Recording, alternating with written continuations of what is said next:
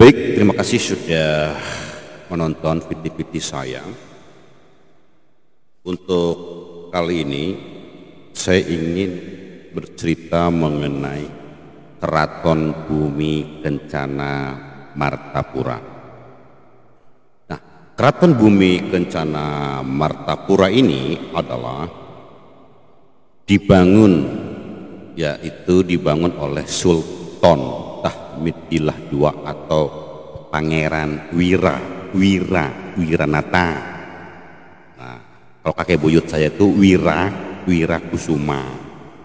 Ya, yang buyutnya lagi Wirakusuma itu namanya Pangeran Wiranata. Jadi ayahnya buyut saya itu Pangeran Wirakusuma itu memberikan nama Wira itu mengambil dari nenek moyangnya, yaitu Wiranata. Wiranata Kusuma itu Abdurrahman bernama Wirakusuma. Jadi nama Wirakusuma itu sudah ada, ya, sudah ada. Nah, Keraton Bumi Kencana Martapura itu ada sejarahnya. Jadi keraton atau kerajaan Sultan Kuning, ya, Sultan Kuning itu ada yang di Kayu Tangi, ya. Terjadi peperangan dengan Pangeran Amir. Ada Pangeran Amir, ada perlawanan Pangeran Abdullah.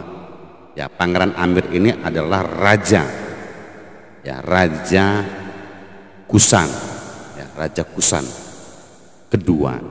Ayahnya itu adalah Pangeran Muhammadillah, Raja Kusan pertama, Raja Kusan satu, dan akhirnya sama Sultan Tahmidillah dikuasai dan diusirlah Pangeran Amir ini, Raja Kusan kedua ini, ke Ceylon. Nah, Pangeran Amir ini adalah kakeknya Pangeran Antasari yang diusir dari Kesultanan Banjar, diusir kakek Pangeran Antasari ini, dibuang ke luar negeri, ke Ceylon, Sri Lanka. Jadi ada dendam kusumat dari Pangeran Antasari, di mana kakeknya diusir dari tanah kelahirannya, diusir dari tempat kelahirannya, jauh dibuang ke negeri orang di Sri Lanka, Srivengkot. Itu kakeknya Antasari diusir, dibuang dari tanah Banjar. Perlu kalian ketahui. Jadi ada cerita panjangnya itu di situ. Akhirnya dipindahkan untuk membuang sial, membuang karma, membuang sial, membuang karma, membuang kesialan, sial bola api dari sejarah Sultan Kuning itu dibubarkan, diambil alih, dibangunlah namanya Keraton Bumi Kencana Martapura di Martapura, diduduki oleh Sultan Tahmidillah II. Dan penggantinya Pangeran Amir itu kakek Antasari, kakeknya Pangeran Antasari, pahlawan nasional itu digantikan oleh Pangeran Musa. Digantikan oleh Pangeran Musa, ya, adalah anak mantu Pangeran Musa, ya, dari Sultan Soleman ini, Jadi Pangeran Musa ini anak mantu memegang kerajaan Kusan, itu Raja Kusan III. Raja Kusan menggantikan kakeknya Pangeran Antasari yang diusir dari tanah kelahirannya, diusir dari Banjar hingga wafat, meninggal di Sri Lanka. Di sana diusir oleh siapa? Oleh leluhurnya Wirakusuma, oleh leluhurnya Tamjidillah, oleh leluhurnya Hidayatullah, oleh leluhurnya Abdurrahman, oleh leluhurnya Sultan Adam. Pangeran Antasari mempunyai dendam kusumat yang akan merebut kembali kekuasaan yang dirampas oleh anak cucu Tahmidillah II, Sultan Soleman, Sultan Abdan, Sultan Abdurrahman, Pangeran Tamjidillah, Pangeran Wirakusuma, Pangeran Hidayatullah. Kami rela tahta Banjar diambil oleh anak cucunya, kami rela. Betul, Pangeran Antasari rela mengikhlaskan tahta kesultanan itu diambil orang lain. Betul, rela. Nah, untuk menjinakkannya untuk menjinakkannya ya, ya, Sultan Tamjidillah ya, Tamjidillah ini ada Tahmidillah II atau Tahmidillah II ini untuk menjinakkan kakek buyutnya Sultan Kuning ini, untuk menjinakkan adalah dengan cara Pangeran Muhammadillah ini ya, Pangeran model ini dikawinkan.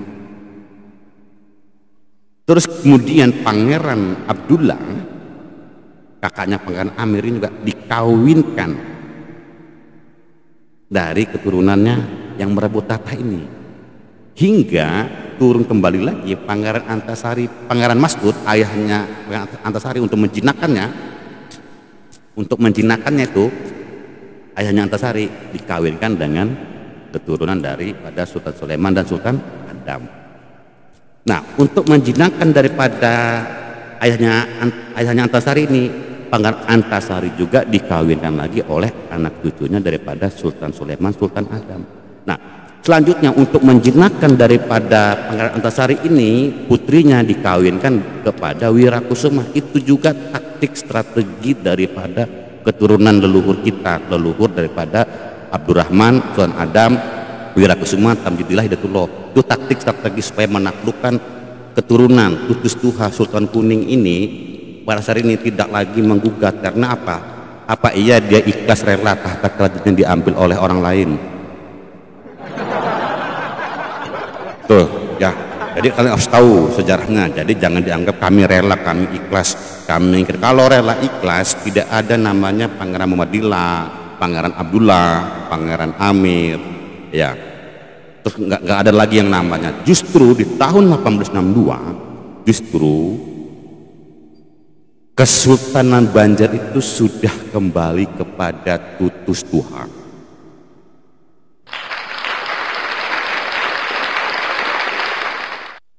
Apa mau semenjak Tutus Anum, Sultan Wirakusuma dan Sultan Hidayatullah dibuang, dua tokoh raja, dua tokoh sultan dibuang ke Cianjur, itu tamat riwayatnya, selesai tamat riwayatnya.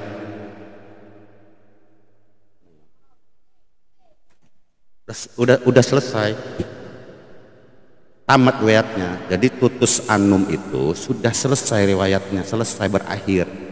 Dua raja, dua sultan, Wirakusuma dan Hidayatullah dikubur mati di Cianjur, meninggal. Sudah selesai. Artinya setelah dibuang itu, kekuasaan telah diambil alih kepada leluhur keturunan pada Sultan Kuning, yaitu Pangeran Antasari menjadi Panembahan. Antasari menjadi Panembahan.